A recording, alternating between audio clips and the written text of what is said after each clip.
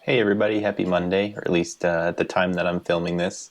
I got an exciting email this morning where we were able to pick our New York City Marathon transportation option, as well as the bag check and the expo time, which is new this year.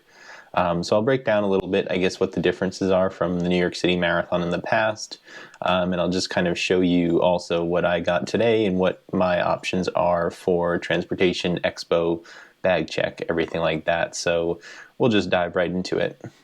So first things first, like years in the past, we're going to be able to take either the bus from Midtown in Manhattan, which is at the New York Public Library in Bryant Park. You can also take a bus from New Jersey at the New York Giants football stadium. And there's also the option of the Staten Island Ferry. I believe there are other options available, especially if people have different marathon tour companies or things like that, but I've never experienced those, and I haven't done New York City through one of those tour options. But so I personally am going to do the bus from Midtown Manhattan.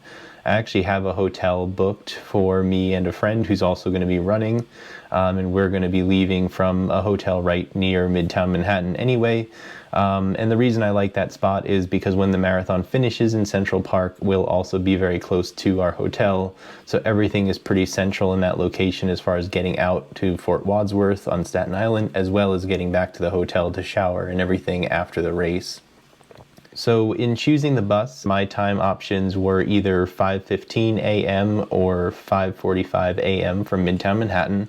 In 2019, I think the bus trip itself took probably close to 2 hours to get out from, Midtown Manhattan, get on the road.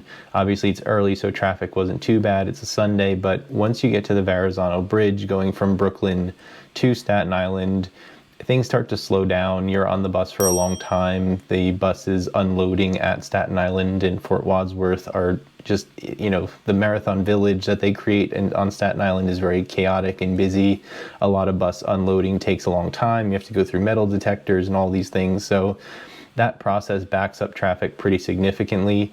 And I always recommend to people take a very early bus, build in lots of time so you're comfortable, you have time to go to the bathroom and everything before your wave starts. Just because you don't want to build in the stress to your race day of getting there late and having to rush. So I always recommend going pretty much as early as possible. But in this case, I am going to take the 5:45 a.m. bus instead of the 5:15 because they've also changed some of the wave start times, which I'll show you here as well. So there's 5 waves this year. One of the waves actually starts as late as 12 p.m., which I think is really late. Kind of unfortunate for some of the runners that, are at the back of the pack.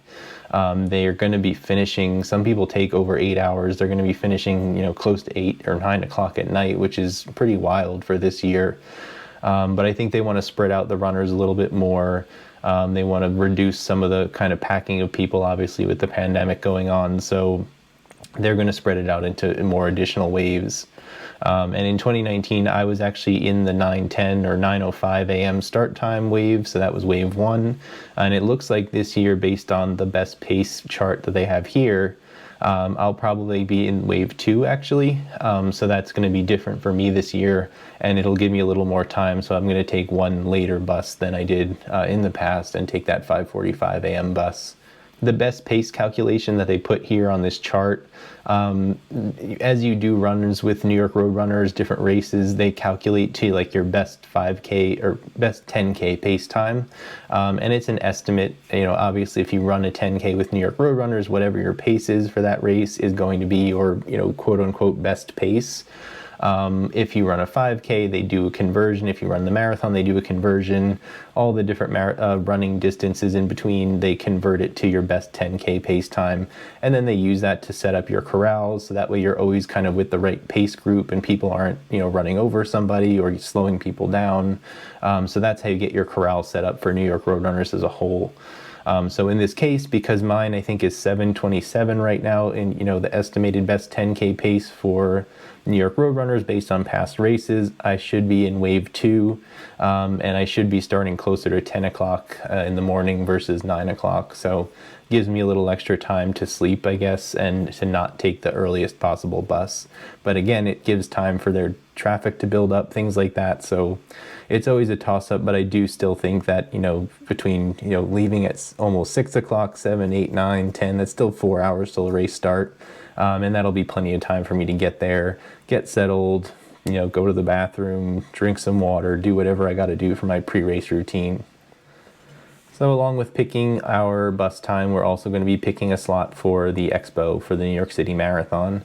The Expo is where you do your bib pickup. It's where you do, you get your race gear. You can buy t-shirts, jackets, whatever it is that you want, everything related to the New York City Marathon.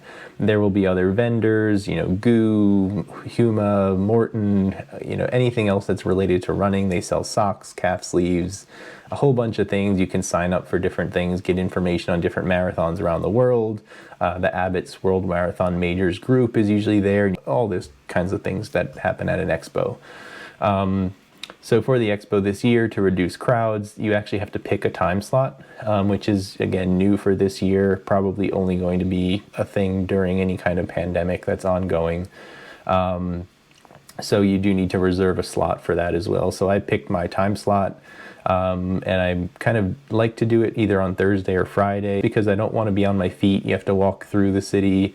You got to find a way to get to Javits Center. You got to walk through the expo. You're on your feet for a little while if you want to take a look at different things. So I try to stay off my feet as much as I can closer to the Sunday of race day. I was able to pick an expo slot.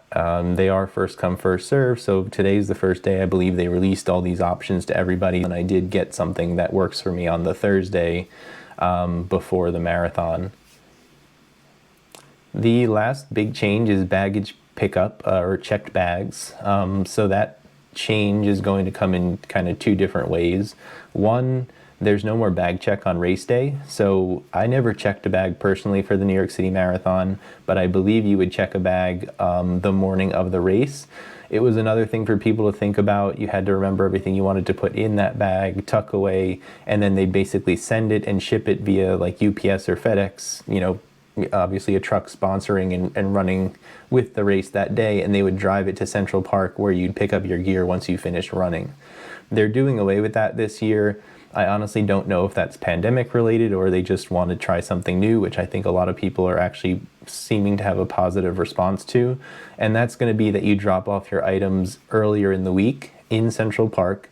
So you drop off anything that you want available to you at the end of the race. You'd get that done, days before the race. You leave your stuff there. It's ready for you at the Marathon Finish Village, and you'd pick it up once the race is complete and you go to the finish line, yourself. I personally think it's a great option. It just, like I said, it reduces the things you have to remember and think about on race day. Checking a bag is not something that, I would personally want to do in the morning of a marathon. So that's why I never did it. And this year, no one else will have to do it, even if they do need to check items for the race itself. So part 2 of the bag check change for the New York City Marathon is, in the past, and definitely when I ran the race, you had to choose between bag check or a finisher's poncho. You've seen that poncho in my closet before, and it's just kind of like a felt lined poncho. It keeps you warm, obviously, after the race. You tend to be a little bit chilly. If the race is in November, it is usually around 50 degrees. So once you're done running 26 miles, your body's a little cold. You're trying to rehydrate and everything. And then the poncho is actually very nice to help you get around the city and figure out where you want to go next while staying warm if you didn't check a bag, like with a jacket or change of clothes and things like that. So this year, everybody's going to get the poncho. They're not going to try and decide and figure out who got the poncho versus who did a bag check this year. I don't know if that's, again, going to be something that they keep going forward in the future, but it's something that they're going to do this year for the 2021 New York City Marathon. So I'll be able to get a poncho. I'll be able to drop off a bag in Central Park before race day if I want to, and there's no more decision around that. It's really just, do you want to check a bag, yes, or do you want to check a bag, no? The poncho doesn't come into play, and for this because of that, I did pick check a bag. Basically, I'm assuming that just means they'll give me a clear bag, and obviously I can still turn it down and not drop off my bag before race day if I don't need to. I try and plan everything around not having to drop anything off, because really, if you're close enough to the starting line and the finish line, what are you really checking? You could drop off a jacket, sure. You could drop off a change of clothes. But if you're close enough and you plan a little bit more around where you're staying, you can just get to the place that you need to change and everything inside, take a shower. And I just feel like that's personally easier for me. Obviously, other people might feel differently, but that's how I like to do it. So, talking about the marathon, obviously I'm still in the middle of my training. So once we wrap up with work here today, I'm going to go for my 4-mile run. And you'll kind of start to hear me say 4-mile run versus 3-mile run. That's because my mileage is starting to increase, and even my lowest, recovery runs, slow runs are bumping up from 3 to 4 miles. It just helps contribute to that overall volume increase. So we're going to get outside and do that today. It is warmer. We had a nice break of cool weather on the weekend. We were closer to 68, 72 degrees, somewhere in between there throughout the whole day. We're back up to 85 degrees today, unfortunately. But again, it's a shorter run, so we'll just take it and we'll run with it. We'll get out there soon.